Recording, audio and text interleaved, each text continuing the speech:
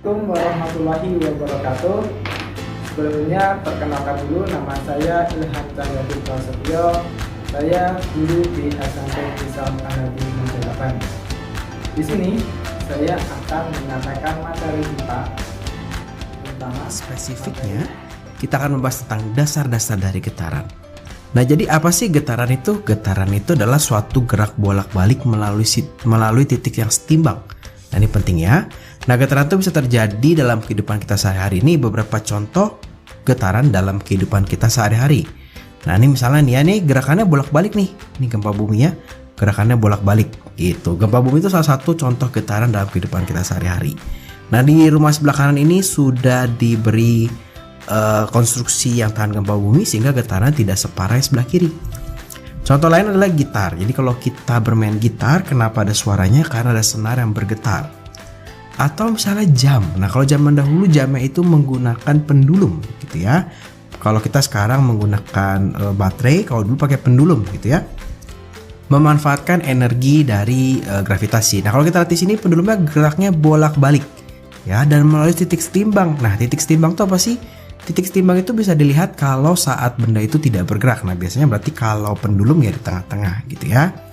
Nah, dalam suatu getaran nanti kita ada beberapa besaran yang bisa dihitung dan diamati, yaitu adalah frekuensi. Nah, frekuensi itu apa sih? Frekuensi adalah banyaknya getaran yang terjadi dalam waktu 1 detik. Jadi frekuensi itu banyak getaran ya dalam 1 detik. Beda dengan periode. Kalau periode itu sebaliknya. Periode adalah waktu yang dibutuhkan suatu benda untuk melakukan 1 kali getaran.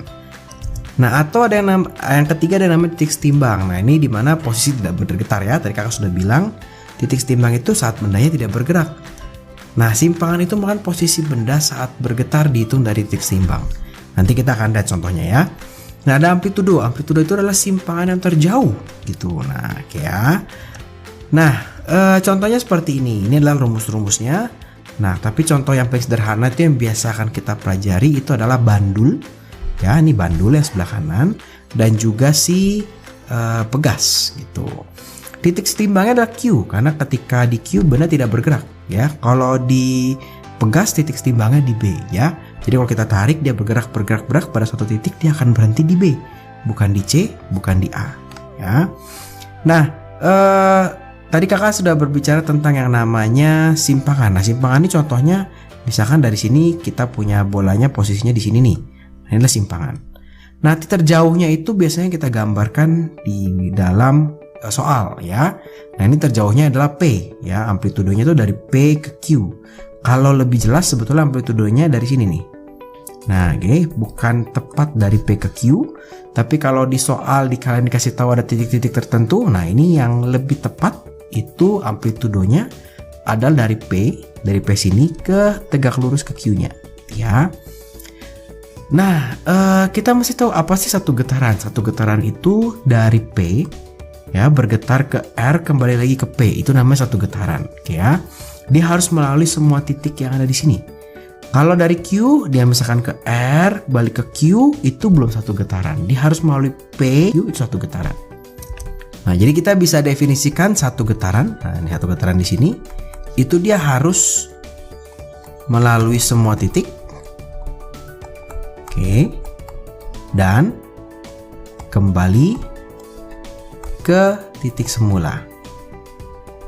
Oke, contoh ketika di bandul, kalau kita startnya di P, maka dia melalui Q, dia melalui R. Ini belum satu getaran karena dia belum balik ke P. Gimana caranya balik ke P? Nggak mungkin langsung ke P lagi ya. Dia balik lagi ke Q, dia balik lagi ke P. Ini adalah satu getaran. Oke ya. Gimana kak kalau misalkan dari Q? Bisa. Dari Q, dia misalkan ke P, boleh gitu. Dari P dia ke Q lagi. Nah, tapi ini belum ke R, jadi ini belum satu getaran. Pasti dia ke R lagi, baru dia ke Q lagi. Jadi balik lagi ke titik semulanya. Ini baru kita sebut satu getaran. Itu kalau pada bandul. Nah, kalau pada pegas sebenarnya mirip. Ya, pada pegas tuh mirip. Jadi titik setimbangnya itu adalah B. Nah, ya, satu getarannya sama. Dia harus melalui semua titik dan kembali ke posisi semula. Jadi kalau kita mulai dari A, maka dia harus ke B, dia harus ke C. Ini belum satu getaran, harus kembali ke A lagi walaupun sudah melalui semua titik ya. Ke B lagi, kemudian ke A lagi. Atau kalau kita dari B gitu ya, dari B itu berarti dia misalkan ke C, boleh. Dia ke B, walaupun sudah balik ke B tapi belum melalui semua titik, maka belum satu getaran. Dia harus ke A, dia harus ke B lagi. Ini baru satu getaran, ya. Jadi kalau kakak gambarkan di sini, dari sini dia harus ke sini, balik ke sini, balik ke sini, harus balik lagi ke sini, gitu ya. Dari P dia ke Q, ke R, ke Q lagi, ke R lagi, ke P lagi, gitu. Nah, itu adalah definisi dari satu getaran. Rumus-rumusnya apa sih yang dipakai? Rumusnya hanya 3 sebetulnya yang dipakai. Kita punya rumus pertama. Tadi definisi frekuensi adalah banyaknya getaran dalam 1 detik. Ya, per 1 detik. Jadi banyaknya getaran tuh N dibagi T waktunya dalam detik.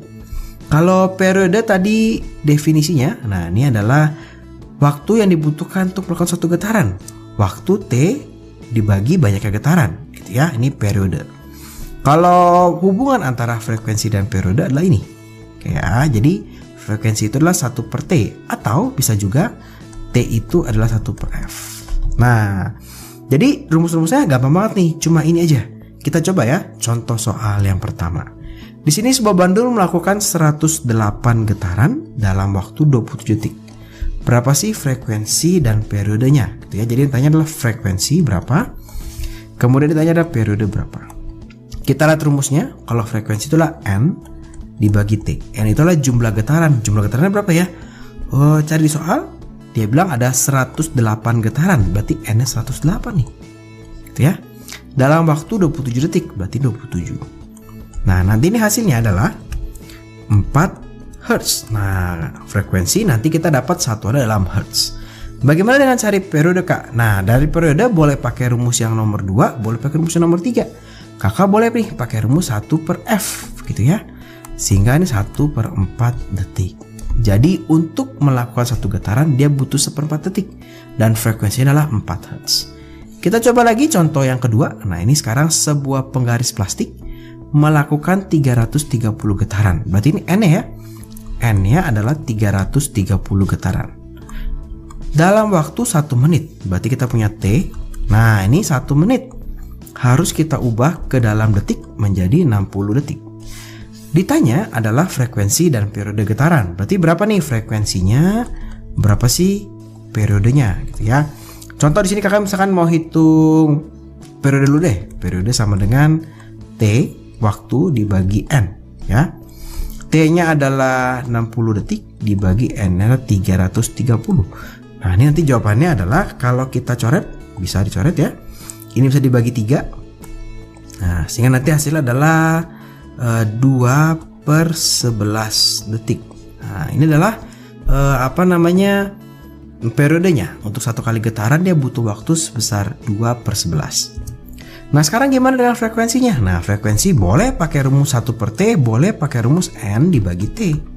Nah, N adalah 330 dibagi T-nya adalah 60. Dicoret lagi, hasilnya nanti adalah 11 per 2 Hz. Nah, ingat ya, kalau frekuensi satu adalah Hz. Kira-kira itu adalah contoh. Mungkin ada kurang lebihnya, saya mohon maaf.